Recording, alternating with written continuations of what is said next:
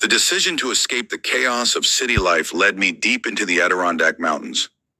I had found a cabin listing online, isolated, surrounded by an untouched expanse of snow, and promising the kind of solitude I desperately needed. The thought of spending 2 weeks in a winter wonderland, away from deadlines and distractions, felt like the perfect way to reset my mind.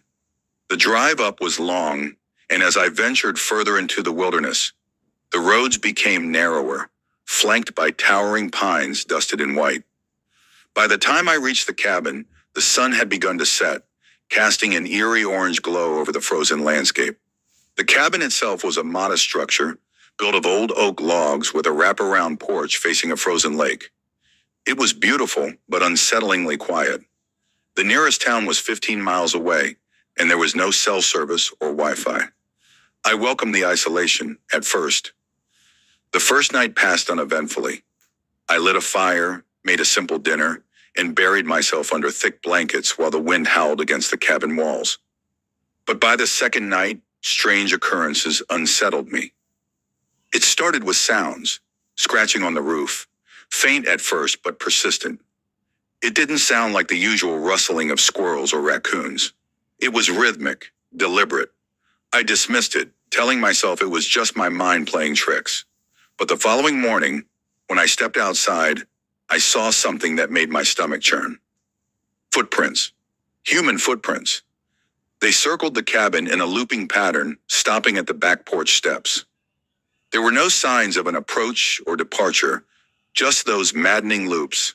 I stood frozen for a moment, staring at them.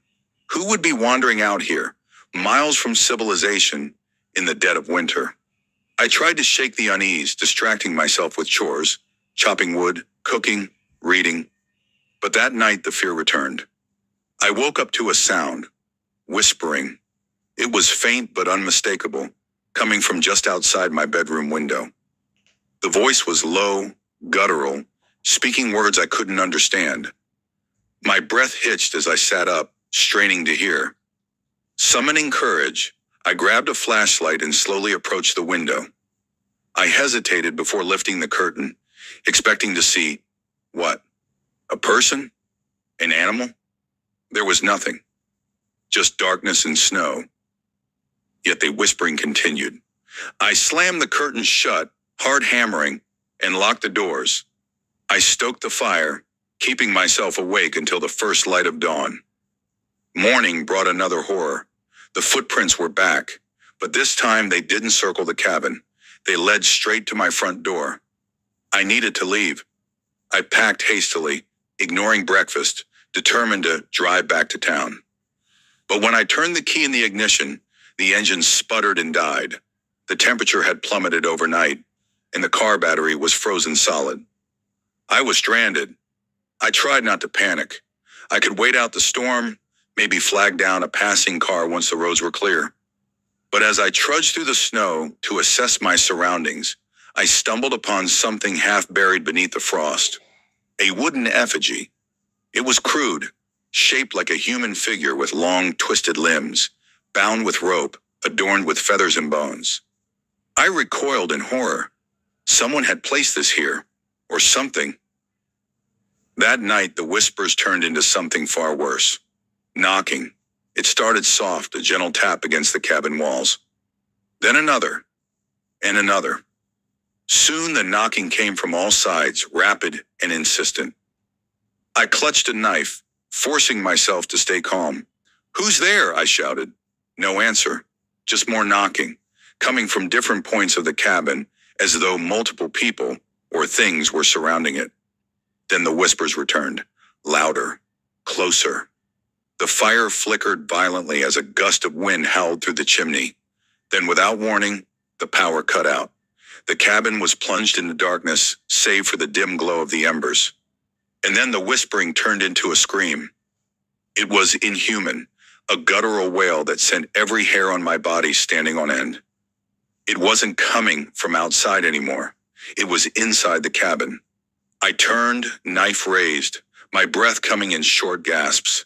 The sound was everywhere, bouncing off the walls, filling every crevice of the room. My lantern flickered wildly, casting shifting shadows, and then silence. A single, suffocating silence. I bolted for the front door, but when I threw it open, I stopped cold. A man stood in the snow. His face was pale, frostbitten, his lips blue and cracked. His clothes were torn, his hands trembling as he clutched his chest. He looked at me, eyes wide with terror, mouth moving as if trying to speak, but no words came out. Then he collapsed. I recognized him instantly. He was the man who had rented the cabin before me. His photograph had been in the online listing. But how could he be here? He had left weeks ago. Shaking, I dragged his frozen body inside and huddled by the fire, too scared to sleep. The hours crawled by until the first rays of dawn filtered through the frost-laced windows. Then I saw it, scrawled across the wooden walls in what looked like charcoal. Get out. I didn't need to be told twice. At first light, I fashioned a crude sled and dragged the man's lifeless body through the snow, hoping to find help. Hours later, a snowplow operator found me, half frozen and delirious. Authorities arrived, but their findings were unsettling. They ruled the man's death as exposure to the cold, saying he must have gotten lost and returned to the cabin in desperation. But they found no effigy, no footprints, no writing on the walls. And here's the final twist.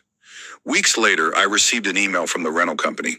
The listing for the cabin had been removed.